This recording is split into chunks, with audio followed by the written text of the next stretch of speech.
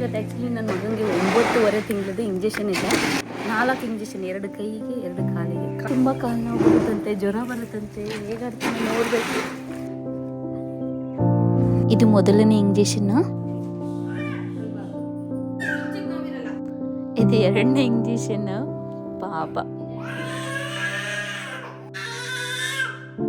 ಇದು 3ನೇದು, ಇನ್ನೂ ಒಂದಿದೆ ಲಾಸ್ಟ್ನೇದು, 4ನೇದು.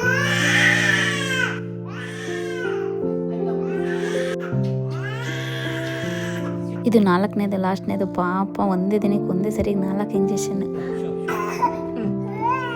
ಆಗೋಯ್ತು ಮಗನೇ.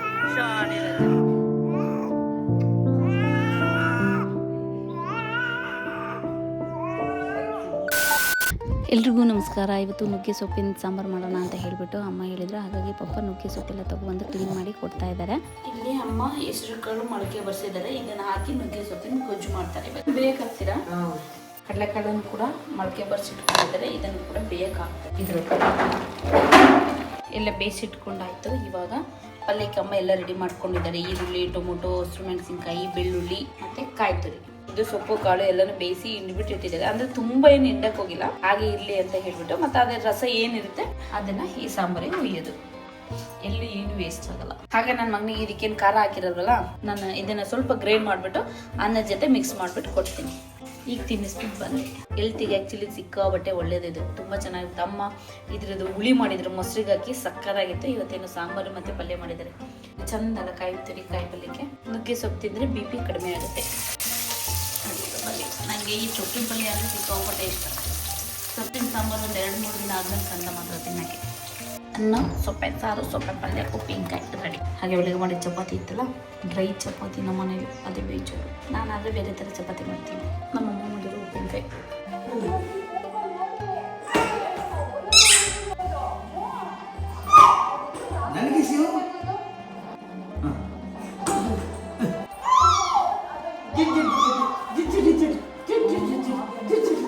ಅಮ್ಮ ಇಷ್ಟೊತ್ತು ಅವನ್ನ ಡ್ಯಾನ್ಸ್ ಮಾಡಿಸಿ ಕೂರಿಸಿದ್ರು. ಹಾಗಾಗಿ ಮತ್ತೆ ಮಾಡಿಸು ಅಂತ ಹೇಳ್ಬಿಟ್ಟು ಅಮ್ಮನ ಕಡೆಗೆ ತಿರ್ಕೊಂಡು ಮತ್ತೆ ಕೂತ್ಕೊಳ್ತಾ ಇದೆ. ಮಾಡಿಸು ಅಂತ ಮತ್ತೆ ನಡಿ ಹತ್ರಕ್ಕೆ ಹೋಗ್ತಿರೋದು ತಿರುಗಿಸ್ತಿ.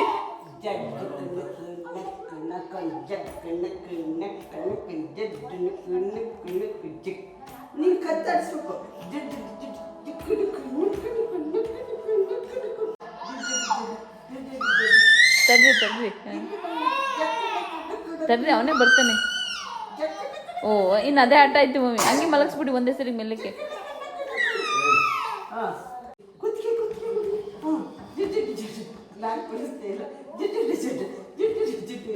ನನ್ನ ಮಗ ನೋಡಿ ಈಗ 9.5 ತಿಂಗಳದ್ದು ಇಂಜೆಕ್ಷನ್ ಮಾಡಿಸ್ಕೊಬಿಟ್ಟು ಬರೋಕ್ಕೆ ರೆಡಿ ಆಗಿದ್ದಾನೆ. ಅಲ್ಲ ಮಗನೇ, ನಿದ್ದೆ ಬರ್ತಾ ಇದೆ.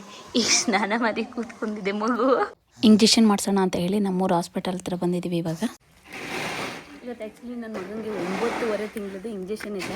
ಬಟ್ ಅವ್ನು ವೆಯ್ಟ್ ಸ್ವಲ್ಪ ಕಡಿಮೆ ಇದೆ ಅಂತ ಹೇಳ್ಬಿಟ್ಟು ಇನ್ನೊಂದು ನೆಕ್ಸ್ಟ್ ವೀಕ್ ಹಾಕ್ಸೋಣ ಅಂತ ಹೇಳಿ ಇವತ್ತಿಗೆ 10 ತಿಂಗಳಾಗುತ್ತೆ. ನಾಳೆ ನಾಳೆಗೆ ಈಗ ಹಾಕಿಸ್ತಾ ಉಂಟು. ಈ ವಿಡಿಯೋ ಅಪ್ಲೋಡ್ ಮಾಡೋದ್ರೊಳಗೆ 10:30 ಆಗಿರೋದು ಮನೆಗೆ. 4 ಇಂಜೆಕ್ಷನ್, 2 ಕೈಗೆ 2 ಕಾಲಿಗೆ. ಕಾಲಿಂದ ತುಂಬ ನೋವು ಬರುತ್ತಂತೆ. ಅದರಲ್ಲಿ ಬರೀ ಮಂಡಿ ಆಗ್ತಿರ್ತಾನಲ್ವ, ಓಡಾಡ್ತಾನಲ್ಲ, ಸೊ ಹಾಗಾಗಿ ತುಂಬ ಕಾಲು ನೋವು ಬರುತ್ತಂತೆ, ಜ್ವರ ಬರುತ್ತಂತೆ, ಹೇಗಾಗ್ತಾನೆ ನೋಡಬೇಕು. ಸರಿಯಾಗಿ ಬಂದಿದ್ದಾನೆ.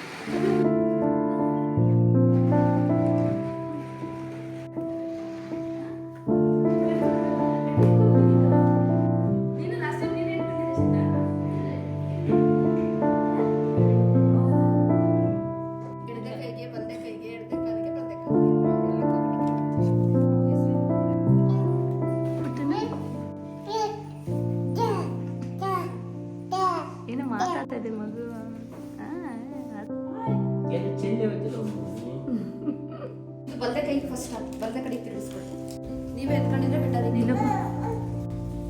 ಇದು ಮೊದಲನೇ ಇಂಜೆಕ್ಷನ್, ಇದು 2ನೇ ಇಂಜೆಕ್ಷನ್. ಪಾಪ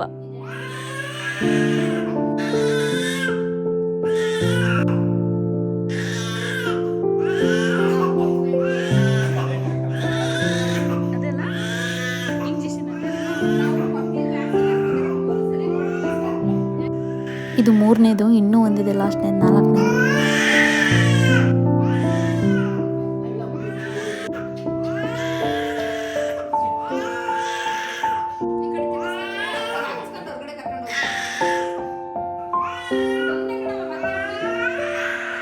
ಇದು 4ನೇದು ಲಾಸ್ಟ್ನೇದು. ಪಾಪ ಒಂದೇ ದಿನಕ್ಕೆ ಒಂದೇ ಸರಿ 4 ಇಂಜೆಕ್ಷನ್ ಆಗೋಯ್ತು ಮಗನೇ. ಸಾರಿ ರಜೆ.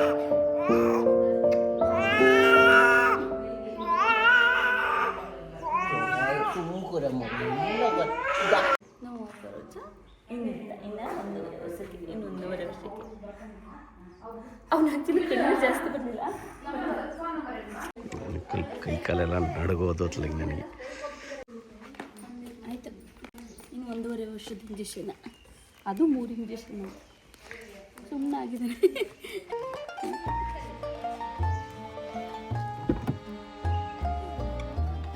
ಹಾಗೆ ನಾನು ನನ್ನ ಫ್ರೆಂಡು ಇಬ್ಬರು ಬಂದಿದ್ದು ಮಕ್ಕಳಿಗೆ ಇಂಜೆಕ್ಷನ್ ಮಾಡ್ಸೋಕ್ಕೆ. ನನ್ನ ಮಗನಿಗೆ 9.5 ತಿಂಗಳದು, ನನ್ನ ಫ್ರೆಂಡ್ ಪಾಪುಗೆ 2.5 ತಿಂಗಳದು ಇಂಜೆಕ್ಷನ್ ಒಟ್ಟಿಗೆ ಬಂದಿದ್ದು ಕೊಡ್ಸೋಣ ಅಂತ ಊರೆಲ್ಲ ಇತ್ತಲ್ಲ. ಸೊ ಹಾಗಾಗಿ ಅವನು ಎದ್ದಿಲ್ಲದ್ರೊಳಗೆ ಕೆಲಸ ಎಲ್ಲ ಮುಗಿಸ್ಕೊ ಬಂದುಬಿಡೋಣ, ಇನ್ನು ಜ್ವರ ಬಂದುಬಿಡುತ್ತೆ, ಕೈ ಕಾಲೆಲ್ಲ ನೋವು ಬಂದುಬಿಡುತ್ತಲ್ಲ, ಹಾಗಾಗಿ ಕುತ್ಕೊಬೇಕಾಗುತ್ತೆ ಅಂತ ಹೇಳಿ ಹೊರಟು. ಬಟ್ ಅವತ್ತು ಅವನಿಗೆ ಜ್ವರನೂ ಬರಲಿಲ್ಲ, ಕೈ ಕಾಲು ನೋವು ಕೂಡ ಬರಲಿಲ್ಲ. ಇದು ನಮ್ಮೂರಲ್ಲೇ ನನ್ನ ಫ್ರೆಂಡ್ ಮನೆಗೆ ಬಂದಿದ್ದೀನಿ ಇವತ್ತು. ಈಗ ತುಂಬ ಚೇಂಜ್ ಆಗಿದೆ. ಒಂದು ಮನೆ ನಾವೆಲ್ಲ ಸ್ಕೂಲಿಗೆ ಹೋಗ್ಬೇಕು, ಎಲ್ಲ ರೆಡಿಯಾಗಿ ಇವಳನ್ನ ಕರ್ಕೊಂಡು ಹೋಗೋಕೆ ಬರ್ತಾಯಿದ್ದೆ. ಇಲ್ಲಿಂದ ಇನ್ನೊಬ್ರು ಮನೆ, ಒಬ್ರನ್ನ ಹೊರಡಿಸ್ಕೊಂಡು ಒಬ್ಬೊಬ್ರು ತಲೆ ಬಚ್ಕೊತಾ ಇರೋದು, ತಿಂಡಿ ತಿಂತಾ ಇರೋರು, ಹೀಗೆ ಒಂದು 8-10 ಜನ ಒಟ್ಟೊಟ್ಟಿಗೆ ಹೋಗು ಮಾತಾಡಿಕೊಂಡು. ಇದನ್ನು ಮನೆ ಇವತ್ತು ತುಂಬ ದಿನ ಆಗಿತ್ತು. ಈಗ ಅವಳು ಬೆಂಗಳೂರಲ್ಲಿದ್ದಾರೆ. ದಿವ್ಯಾ ಮತ್ತು ಭವ್ಯ ಅಂತ, ನಾವು ಬಿಂದುಮತಿ ಅಂತ ಇದ್ದು, ಅವರು ಬೆಂಗಳೂರಲ್ಲಿದ್ದಾರೆ ಮದುವೆ ಆಗಿ. ನನ್ನ ಮಗಳು ಅವಳ ಮಗಳು ಒಂದೇ ಏಜ್. ಇಲ್ಲಿ ಬಂದು ಕಾಯ್ತಾ ಕೂತ್ಕೊಳ್ಳೋ ಬೆಳಗಿನ ಟೈಮ್ ಒಂದು 10 ನಿಮಿಷ ಅಷ್ಟೇ. ನಾವು ರೆಡಿಯಾಗಿ ಬಂದಿದ್ದ ತಕ್ಷಣ ಇಲ್ಲಿ ಬರುವು, ಇಲ್ಲಾಂದ್ರೆ ಇವ್ರು ರೆಡಿಯಾಗಿ ಅಲ್ಲಿಗೆ ಬರೋರು. ಎಷ್ಟು ವರ್ಷದಿಂದ ಹೇಗಿತ್ತು ಈಗಲೇ ಇತ್ತು. ಮೊದಲು ಇಲ್ಲಿ ಬಚ್ಚಲು ಮನೆ ಇತ್ತು, ನನಗೆ ನೆನಪಿರಂಗೆ ಅಥವಾ ಗೊತ್ತಿಲ್ಲ, ನಾನೇ ಸರಿಯಾಗಿ ನೋಡಿಲ್ವೇನೋ. ಕೆಂಪು ನೆಲ ನೋಡಿ ಹೇಗಿದೆ ಅಂತ. ನಮ್ಮ ಬಿಂದು ಅಲ್ಲಿಂದ ಇಲ್ಲಿಂದಲೇ ಆ ಮನೆಯಿಂದ ಈ ಮನೆಗೆ, ಈ ಮನೆಯಿಂದ ಆ ಮನೆಗೆ ಓಡಾಡಲು, ತಲೆ ಬಚ್ಕೊಂತ ಹೇರ್ ಪಿನ್ ಹಾಕೊಳ್ಳೋಕ್ಕೆ. ಅಡುಗೆ ಮನೆ ನೋಡಿ ಎಷ್ಟು ಚೆನ್ನಾಗಿದೆ.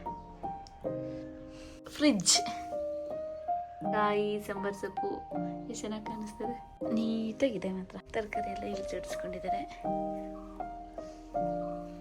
ನಮ್ಮ ಬಿಂದು ಗುಡ್ಕೊಂಡು ಓ ಅಂತ ಏನೇನು ಅಲ್ಲಿ ಇಲ್ಲಿ ಅಂದ್ಕೊಂಡು ಓಡಾಡಲು, ಕೈಗೆ ಎಂಥದ್ದು ಸಿಗಲ್ಲ, ಹಾಗೆ ಹಿಂಗೆ ಅಂದ್ಕೊಂಡು ಆ ಮನೆಯಿಂದ ಈ ಮನೆಗೆ, ಅಲ್ಲೊಂದು ಪಕ್ಕದ ಮನೆ ಇನ್ನೊಂದಿದೆಯಲ್ಲ ಅಲ್ಲಿ.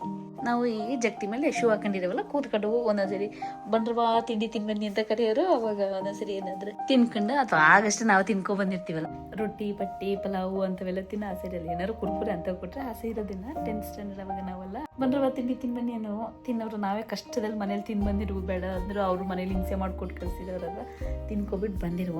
ನಾವು ಅಲ್ಲೇ ಕೂತ್ಕೊಂಡಿರುವ, ಏನು 10 ನಿಮಿಷ ಲೇಟ್ ಆಗುತ್ತೆ, ಅರ್ಜೆಂಟಲ್ಲಿ ಇರುವಲ್ಲ. ಹಾಗಾಗಿ ಆಯ್ತಾ ಅನ್ನೋರು, ಜುಟ್ಟು ಕಟ್ಕೊಡೋದು, ಟೇಪ್ ಹುಡ್ಕೋದು, ಏರ್ ಪಿನ್ ಹುಡ್ಕೋದು, ಇದೇ ಮಾಡೋದು. ಅವ್ರು ನಮ್ಮ ಮನೆಗೆ ಬಂದಾಗ, ನಾವು ಅವ್ರ ಮನೆಗೆ ಬಂದಾಗ. ನಮ್ಮ ಮನೆಗೆ ಸ್ವಲ್ಪ ಕಡಿಮೆ ಬರ್ತಾ ಇದ್ದಿದ್ದು, ಗೇಟ್ ಹತ್ರ ಬಂದ್ಬಿಡೋರು, ಅಷ್ಟೊಳಗೆ ಹೊರಟ್ಬಿಡುವೆ. ಅಂದರೆ ನಮ್ಮದು ಗೇಟಿಂದ ಒಳಗೆ ಸ್ವಲ್ಪ ದೂರ ಇದೆಯಲ್ಲ, ಹಾಗಾಗಿ ಇದೆಲ್ಲ ರೋಡ್ ಸೈಡ್ ಅಲ್ಲ, ಹಾಗಾಗಿ ಪಟ್ ಅಂತ ಬರ್ಬೋದು. ಇಲ್ಲಿ ಕರ್ಕೊಂಡು ಹಂಗೆ ದೀಪು ಕರ್ಕೊಂಡು, ಅಲ್ಲಿಂದ ನನ್ನ ಫ್ರೆಂಡ್ಸ್ ಶ್ವೇತಾ, ಅಕ್ಷಿತಾ, ಶ್ರೀನಿಧಿ, ಶಿಲ್ಪಿತಾ, ಸೌಮ್ಯ, ತುಂಬ ಜನ ಈಗ ನೆನಪಾಗ್ತಾ ಇದ್ದಾರೆ ಎಲ್ಲರೂ.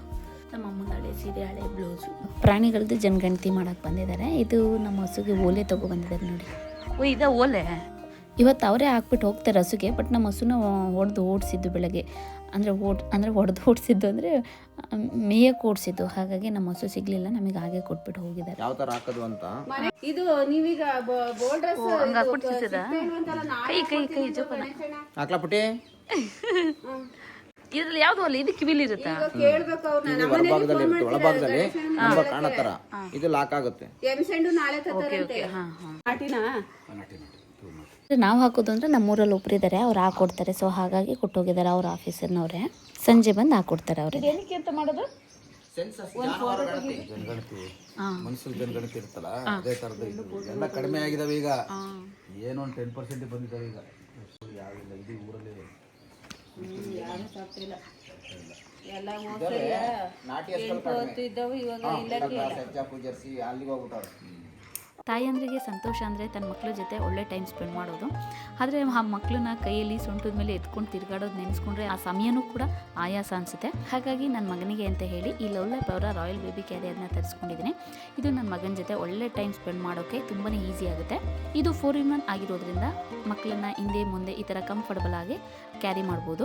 ಈ ಜಿಪ್ನ ತೆಗೆದು ಈ ಪಾರ್ಟ್ನ ಈ ಥರ ಡಿಟ್ಯಾಚ್ ಮಾಡಿ ಕೈಗೆ ಸ್ಟ್ರೆಸ್ ಹಾಕಿದಾಗೆ ಹಾಗೆ ಸೊಂಟನು ಕೂಡ ನೋವು ಹಾಕಿದಾಗೆ ಮಕ್ಕಳನ್ನ ಈ ರೀತಿ ಕ್ಯಾರಿ ಮಾಡ್ಬೋದು. ಹಾಗೆ ನನ್ನ ಮಗನ ಜೊತೆ ಒಳ್ಳೆ ಟೈಮ್ ಸ್ಪೆಂಡ್ ಮಾಡೋಕೆ ಇದು ತುಂಬಾನೇ ಅನುಕೂಲ ಅನಿಸ್ತಿದೆ. ನಿಮಗೂ ಏನಾದರೂ ಈ ಪ್ರಾಡಕ್ಟ್ ಬೇಕು ಅಂದರೆ ಇದ್ರ ಲಿಂಕ್ನ ನಾನು ಡಿಸ್ಕ್ರಿಪ್ಷನ್ ಬಾಕ್ಸಲ್ಲಿ ಕೊಟ್ಟಿರ್ತೀನಿ, ಹೋಗಿ ಚೆಕ್ ಮಾಡಿ ಬೈ ಮಾಡ್ಬೋದು.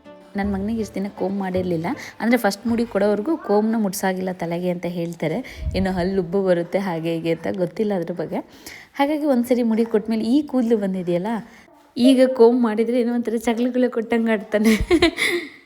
ಇಷ್ಟು ಕಷ್ಟದಲ್ಲಿ ಟಿ ವಿ ನೋಡಬೇಕಾ, ಬಿಗ್ ಬಾಸ್ ನೋಡಬೇಕಾ, ಅಮ್ಮಂಗೆ ನಿದ್ದೆ ಎಳಿತಿದೆ ಯಾವಾಗಲೂ ಅಷ್ಟೇ. ದಿನ ಬಿಗ್ ಬಾಸ್ ಬರೋವರೆಗೂ ಕೂತ್ಕೊಂಡಿರ್ತಾರೆ, ಆಮೇಲೆ ಹಿಂಗೆ ನಿದ್ದೆ ಮಾಡ್ತಾರೆ, ಆದರೆ ಹೋಗಿ ಮಲ್ಕೊಳ್ಳಲ್ಲ. ನೋಡಿ ಎಂಥ ಉರಿ ಬಿಸಿಲಲ್ಲಿ ನಮ್ಮ ಪಪ್ಪ ನನ್ನ ಮಗನ ಕರ್ಕೊಬಂದಿಲ್ಲ ಹಾಕ್ಕೊಂಡಿರೋದ. ಸುಟ್ಟು ಹೋಗ್ತಾಯಿದೆ, ಬಿಸಿ ತಡಿಯೋಕ್ಕಾಗ್ತಾಯಿಲ್ಲ. ಆದರೂ ಕೂಡ ಅವನಿಗೆ ಅವ್ರ ಅಜ್ಜನೇ ಬೇಕು. ಹಂಗಾಗಿ ಇಲ್ಲಿ ಬಿಸಿಲು ಕಾಯಿಸ್ತಾ ಇದ್ದಾರೆ. ಅಮ್ಮ ಮುಗ್ಗು ನೋಡಿ, ನಮ್ಮ ಪಪ್ಪನ ಕೈ ಬಿಡಲ್ಲ ಇವನು. ಹಾಗಾಗಿ ಅವನು ಅಲ್ಲಿಗೆ ಹಾಕೊಂಡು ಪಾಪ ಬಿಸಿಲಲ್ಲಿ ತಲೆ ಉರಿಯುತ್ತೆ ಅದಕ್ಕೆ. ಹಾಗೆ ಪಪ್ಪ ಮಗ್ಗೆ ಹೋಗಿದ್ರು ಅಂತ ಹೇಳಿ ಪೋರ್ಕ್ ತಗೊಂಡ್ರು. ಮಾತ್ರ ಸಕ್ಕತ್ತಾಗಿತ್ತು, ಒಳ್ಳೆ ಪೋರ್ಕ್ ಸಿಕ್ಕಿತ್ತು ಅನ್ಸುತ್ತೆ, ತೊಗೊಬಿಟ್ಟು ಬಂದಿದ್ರು. ನಾನು ಪೋರ್ಕ್ ಮಾಡಿದ್ದೆ, ಪೋರ್ಕು ಕೂಡ ತುಂಬ ಚೆನ್ನಾಗಿ ಬಂದಿತ್ತು. ನಮ್ಮ ಪಪ್ಪ ನೋಡಿ ಬಿಸಿಲಲ್ಲಿ ಕಾಲಾಡ್ಕೊಂಡ್ಬಿಟ್ಟು ಇಲ್ಲಿ ಕೂತಿದ್ದಾರೆ. ನನ್ನ ಮಗನ ಕರಿತಿದ್ದಾರೆ ಬರೋ ಅಂತ. ಅಂದರೆ ಪೋರ್ಕ್ ತಗೋರ್ವಾಗ ನೋಡಿ ತೊಗೊಂಡಿರ್ಬೇಕು. ಸ್ವಲ್ಪ ಫ್ಯಾಟು ಕೂಡ ಇರಬೇಕು, ಮೀಟು ಇರಬೇಕು. ಮತ್ತು ಬಾರ್ ಅಂತ ಹೇಳ್ತೀವಿ, ಆ ಬಾರ್ ಹೇಗೆ ಅಂದರೆ ಬಾರ್ ಒಳಗೆ ಆ ಫ್ಯಾಟ್ ಇರುತ್ತೆ, ಫ್ಯಾಟ್ ಜೊತೆ ಮಾಂಸನೂ ಸೇರಿಸಿ ಇರಬೇಕು, ಆವಾಗ ಚೆನ್ನಾಗಿರುತ್ತೆ ತಿನ್ನೋಕ್ಕೆ. ಮತ್ತು ಅಡುಗೆ ಕೂಡ ತುಂಬ ಚೆನ್ನಾಗಿ ಬರುತ್ತೆ. ಬಾರ್ ಜೊತೆ ಈ ಥರ ಮಾಂಸ ಇರಬೇಕು, ಆವಾಗ ಚೆನ್ನಾಗಿ ಫ್ಯಾಟ್ ಇರುತ್ತೆ, ಮೀಟ್ ಇರುತ್ತೆ. ಹಾಗೆ ಪಪ್ಪನಿಗೂ ಕೂಡ ಸ್ವಲ್ಪ ಟೇಸ್ಟ್ ನೋಡೋಕ್ಕೆ ಅಂತೇಳಿ ಪೋರ್ಕ್ ಹಾಕ್ಬಿಟ್ಟಿದೆ. ತುಂಬಾ ಚೆನ್ನಾಗಿದೆ ಅಂತ ಹೇಳಿದರು. ಏನು ಹದವಾಗಿ ಬೆಂದಿದೆ, ಮಾತ್ರ ಉಪ್ಪು ಖಾರ ಹುಳಿ ಎಲ್ಲ ಸಕ್ಕತ್ತಾಗಿದೆ ಅಂದರು. ಅಷ್ಟೇ ಚೆನ್ನಾಗಿ ಬಂದಿತ್ತು ಕೂಡ. ಇದು ನಮ್ಮ ಭುವನಿಲ್ವ, ಅವರ ಡ್ಯಾಡಿ. ಹಾಗೆ ನಮ್ಮಮ್ಮ ಅವ್ರ ಊರಿಗೆ ಹೋಗ್ಬಿಟ್ಟು ಬರ್ತೀನಿ ಅಂತ ಹೇಳಿ ತುಂಬ ದಿನದಿಂದ ಆಸೆ ಇತ್ತು, ಹೋಗ್ತೀನಿ ಅಂತ ಹೋಗೋಕ್ಕೆ ಆಗಿರಲಿಲ್ಲ. ಬಟ್ ಇವತ್ತು ಏನು ಖುಷಿಯಿಂದ ಹೊರಡ್ತಾ ಇದ್ದಾರೆ. ಒಂದು ವಾರದಿಂದ ಪ್ಲ್ಯಾನ್ ಮಾಡಿಕೊಂಡು, ಇಲ್ಲ ನಾನು ಹೋಗಲೇಬೇಕು, ನಿಮ್ಮ ಅಪ್ಪ ಮಕ್ಕಳು ಏನಾದರೂ ಮಾಡ್ಕೊಳ್ಳಿ ಅಂತ ಹೇಳಿ ಹೊರಟಿದ್ದಾರೆ ಅಂತ ಇವತ್ತು. ತುಂಬಾ ಖುಷಿ. ಆದರೆ ಅಮ್ಮ ಈ ಥರ ಪ್ಯಾಕ್ ಮಾಡ್ಕೊಂಡು ಯಾವತ್ತೂ ಹೊರಟಿದ್ದು ನಾವು ನೋಡೇ ಇಲ್ಲ. ಅಂದರೆ ನಾವು ಚಿಕ್ಕದ್ರಲ್ಲಿದ್ದಾಗ ಬೇಸಿಗೆ ರಜೆ ಬಂತು ಅಂದಾಗ ಈ ಥರ ಎಲ್ಲ ನಮ್ಮದು ಪ್ಯಾಕ್ ಮಾಡಿಕೊಂಡು ಅವ್ರದ್ದು ಪ್ಯಾಕ್ ಮಾಡ್ಕೊಂಡು ಹೊರಡೋರು. ಬಟ್ ಇತ್ತೀಚೆಗೆ ಇಲ್ಲವೇ ಇಲ್ಲ. ಹೋಗೋ ಟೈಮಲ್ಲಿ ಸ್ನಾನ ಮಾಡೋದು, ಪೂಜೆ ಮಾಡೋದು, ಮನೆಯೆಲ್ಲ ಕ್ಲೀನ್ ಮಾಡ್ಕೊಂಡು ಆಮೇಲೆ ಏನೇನು ಬೇಕು ಬಟ್ಟೆಗೆ ಸಿಕ್ಕಿದ ಬಗ್ಗೆ ತೊಗೊಂಡು ಹಾಕೊಂಡು ಹೋಗ್ತಾಯಿದ್ರಿ. ಇದೇ ಫಸ್ಟು. ಅಷ್ಟು ಖುಷಿಯಲ್ಲಿ ಹೊರಡ್ತಾ ಇದ್ದಾರೆ ಅಮ್ಮ. ಒಂದು ದಿನದ ಮುಂಚೆನೇ ಪ್ಯಾಕ್ ಮಾಡಿಕೊಂಡು. ಅಂದರೆ ಇಷ್ಟು ದಿನ ಮುಂಚೆ ಎಲ್ಲ ಅವ್ರ ಅಕ್ಕ, ಅಮ್ಮ ಮೊದಲು ಅವ್ರ ಅಕ್ಕ ಇದ್ದರು ಕೊಪ್ಪಳ್ಳಿಲಿ, ಅಲ್ಲಿ ಹೋಗಿ ಉಳಿಯೋಕ್ಕೆ ಇಷ್ಟಪಡೋರು. ಅವರು ತೀರೋಗಿ ಈಗ 3 ವರ್ಷ ಆಯಿತು, ಹಾಗಾಗಿ ಅಲ್ಲಿಗೆ ಹೋಗಲ್ಲ. ಅದು ಬಿಟ್ಟು ಮತ್ತು ಅವ್ರ ಅಣ್ಣನ ಮನೆ ಇಲ್ಲಿ ಮಗ್ಗೆಯಲ್ಲಿ ಹೋಗೋರು. ಈಗ ಅಣ್ಣನೂ ಕೂಡ ತೀರೋದ್ರು. ಈಗ ಇನ್ನೊಂದು ಅಣ್ಣ ಮಂಜು ಮಾಮ ಅಂತ ಇದ್ದಾರೆ, ಅವ್ರ ತವ್ರ ಮನೇಲಿ ಯಾವಾಗಲೂ ಹೋಗ್ತಿರ್ತಾರೆ ಕೆಲವು ಟೈಮು. ಬಟ್ ಉಳಿತಾ ಇರಲಿಲ್ಲ. ಈ ಸರಿ ನಾನು ಉಳ್ದೇ ಬರ್ತೀನಿ, ಅಪ್ಪ ಮಕ್ಕಳು ಏನಾದರೂ ಮಾಡ್ಕೊಳ್ಳಿ ಅಂತ ಹೇಳಿ ಧೈರ್ಯ ಮಾಡಿ ಹೊರಡ್ತಾ ಇದ್ದಾರಪ್ಪ. ಇನ್ನು ರಾತ್ರಿ ಎಲ್ಲ ಮಾತಿನ ಅಣ್ಣ ತಂಗಿದ್ದು ಮಾತು. ಇನ್ನು ಮಧ್ಯರಾತ್ರಿ 2 ಗಂಟೆವರೆಗೂ ಮಾತಾಡ್ತಾರೆ. ಕೇಳಬೇಕಿನ್ನ ಫೋನ್ ಮಾಡಿ ನಮ್ಮ ಮಾವನ ಮಗನ ಎಷ್ಟೊತ್ತಿಗೆ ಮಲ್ಕೊಂಡ್ರು ಎದ್ರು ಅಂತ ಹೇಳಿಬಿಟ್ಟು. 1-2 ದಿನ ಉಳಿದು ಬಿಡ್ತೀನಿ ಅಂತ ಹೇಳಿದ್ದಾರೆ. ಮತ್ತು ಹಸುಕರು ಇರೋದ್ರಿಂದ, ಪಾಪ ಇರೋದ್ರಿಂದ ಮತ್ತೆ ಬೇಗ ಬರ್ತಾರೆ, ನೋಡಬೇಕು. ಬಸ್ಸಿಗೆ ಈಗ ನಮ್ಮ ಪಾಪ ಬಂದು ಮಗೆಗೆ ಬಿಟ್ಕೊಡ್ತಾರೆ. 2 ದಿನಕ್ಕೆ ಆಗಂಗೆ ಸಾಂಬಾರೆಲ್ಲ ಮಾಡಿಟ್ಟಿದ್ದಾರೆ. ಅನ್ನ ಒಂದು ಮಾಡ್ಕೊಂಡು ಅವನೇನಲ್ಲ ಕಲ್ಲ ಖುಷಿ, ಅದಕ್ಕೆ ಖುಷಿ. ಹೋಗೋಣ, ನಾನು ನಿನ್ನೆ ಮುಂಚೆ ಅಜ್ಜು ಮನೆಗೆ ಹೋಗೋಣ. ಹೋಗ್ತೇವೆ ಮುಂಜಾನೆ ಮನೆಗೆ. ಮುಂದಿನ ವರ್ಷ ಕರ್ಕೋತೀನಿ. ಕರಿಯಣ್ಣನ ಮಾಡಿ ಕೂರ್ಸಿರ್ತಾರೆ. ನೋಡಿ, ಇದು 8 ವರ್ಷದ ಹಿಂದೆ ತಗೊಂಡಿದ್ದು ಬ್ಯಾಗ್. ಸಿಂಗಾಪುರಲ್ಲಿದ್ದಾಗ ತಗೊಂಡಿದ್ದು. ಇವತ್ತು ಕೆಲ್ಸಕ್ಕೆ ಬಂದಿದೆ 8 ವರ್ಷದ ಮೇಲೆ. ನಮ್ಮಪ್ಪ ನಾವಾಗಿದ್ರೆ ಬಿಟ್ಕೊಡೋರು, ನಮ್ಮಮ್ಮನ ಬಸ್ಸಿಗೆ ಹತ್ತಿಸ್ತಿದ್ರು. ನಮ್ಮ ಅಪ್ಪ ಪಾಪ ಅಮ್ಮ ಹೇಳಿದ್ರೆ ಬಿಟ್ಕೊಡೋರು. ಅಮ್ಮ ನಾನೇ ಬಸ್ಸಿಗೆ ಹೋಗ್ತೀನಿ ಅಂತ ಹೊರಟು ನಿಂತಿದ್ದಾರೆ. ವೆಯ್ಟ್ ಮಾಡ್ತಾ ಇವತ್ತೇ ಫಸ್ಟ್ ಇಷ್ಟು ವರ್ಷದ ಮೇಲೆ ನಾನು ನೋಡ್ತಿರೋದು, ರೆಡಿಯಾಗಿ ನಿಂತಿರೋದು. ಇಲ್ಲಾಂದರೆ ನಾವು ಕಾರಲ್ಲಿ ಹೋಗಿ ಕೂತ್ಕೊಂಡ್ರು ಅಮ್ಮ ರೆಡಿ ಆಗ್ತಾ ಇರಲಿಲ್ಲ. ಪಪ್ಪನ ವೆಯ್ಟ್ ಮಾಡ್ತಾ ಇದ್ದಾರೆ ಬಸ್ಸಿಗೆ ಟೈಮ್. ಈಗೇನು ಬಸ್ಸಿಗೇನಿಲ್ಲ, ಮಗೆಗೆ ಹೋದರೆ ತುಂಬ ಬಸ್ ಸಿಗುತ್ತೆ. ಏನಿಲ್ಲಿಂದ 10-12 ಕಿಲೋಮೀಟ್ರ್ ಅಷ್ಟೇ. ನಮ್ಮ ಪಪ್ಪ ಹೇಳಿದ್ರು, ಒಂದು ಮಾತು ಹೇಳಿದರೆ ಸಾಕು ನಮ್ಮ ಪಪ್ಪಂಗೆ. ಎಷ್ಟೇ ಕೆಲಸ ಇದ್ರು, ಎಷ್ಟೇ ಬ್ಯುಸಿ ಇದ್ರು ಬಿಟ್ಕೊಟ್ಬಿಡ್ತಾರೆ. ಪಪ್ಪಂಗೆ ಯಾಕೆ ಹಿಂಸೆ ಕೊಡಬೇಕು, ಅವರೇ ಸುಸ್ತಾಗಿ ಬಂದಿರ್ತಾರೆ. ಇನ್ನೇನು ಬಸ್ಸಿಗೆ ಹೋದ್ರೆ 10 ನಿಮಿಷ ಅಲ್ವಾ ಅಂತ ಹೇಳ್ಬಿಟ್ಟು ಅಮ್ಮನೇ ಬಸ್ಸಿಗೆ ಹೊರಟಿದ್ದಾರೆ ಅಷ್ಟೇ. ಹಾಗೆ ಪಪ್ಪನೂ ಕೂಡ ತೋಟದಿಂದ ಬಂದು ಈಗ ಮಜ್ಜಿಗೆ ಕುಡಿತಾ ಇದ್ದಾರೆ. ನನ್ನ ಮಗ ಪಪ್ಪನ ಮುಖ ನೋಡೋದು ಸಾಕು, ಎತ್ಕೊಳ್ಳೇಬೇಕಿಲ್ಲ ಅಂದರೆ ಅಳದೇ ಕಿರ್ಚಿದ್ದು ಜೋರಾಗಿ. ಬಾಯ್ ಮಮ್ಮಿ, ಬಾಯ್.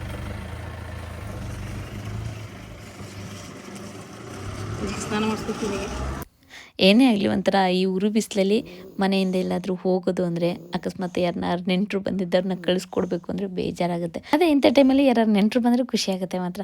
ಮುಂಚೆ ಎಲ್ಲ ನೆಂಟರುಗಳೆಲ್ಲ ಬಸ್ ಇಳಿದು ಒಂದು 12 ಗಂಟೆಗೆ ಒಂದು ಬಸ್ ಇರೋದು, 3 ಗಂಟೆಗೆ ಒಂದು ಬಸ್ ಇರೋದು ನಮ್ಮೂರಲ್ಲಿ. ಅಲ್ಲಿಂದ ಸ್ವಲ್ಪ ದೂರ ನಡ್ಕೊಳ್ಬೇಕಾಗಿತ್ತು, ಬ್ಯಾಗೆಲ್ಲ ನ್ಯಾತಾಕೊಂಡು ಬರೋರು. ನಾವಿಲ್ಲಿ ನಿಂತ್ಕೊಂಡು ನೋಡು ಗೇಟ್ ಹತ್ರ ನಮ್ಮ ಅಯ್ಯನೇ ಬರೋರು, ನಮ್ಮ ಅಮ್ಮನ ಅಪ್ಪ. ಖುಷಿಯಾಗೋದು. ಓಕೆ, ಸದ್ಯಕ್ಕೆ ಇವತ್ತಿಗೆ ವಿಡಿಯೋಲಿ ಮುಗಿಸ್ತಿದ್ದೀನಿ. ನಾಳೆ ಮತ್ತೆ ಇನ್ನೊಂದು ವಿಡಿಯೋದಲ್ಲಿ ಸಿಗ್ತೀನಿ. ಎಲ್ರಿಗೂ ಧನ್ಯವಾದಗಳು.